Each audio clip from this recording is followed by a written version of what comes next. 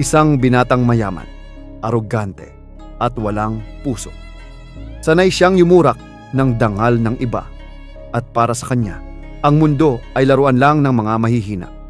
Siya si Moon, ang prinsipe ng isang nobela na binabasa ng isang lalaki.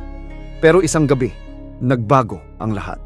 Isang misteryosong pangyayari ang nagpadala sa isang binata sa loob ng isang nobelang binabasa ng isang lalaki. At sa gulat ng binata, nagising siyang nasa katawan ng isang prinsipe.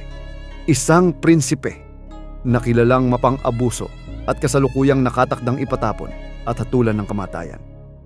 Ngayon, siya na mismo ang prinsipe na kinamumuhian ng buong kaharian. Upang mabuhay, kailangan niyang baguhin ang tadhana ng prinsipe.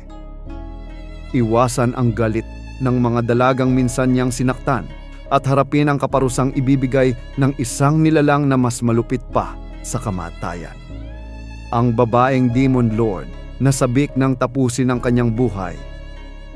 Makakaya ba niyang baguhin ang kwento o siya mismo ang magiging trahedya ng nobelang minsan niyang binabasa?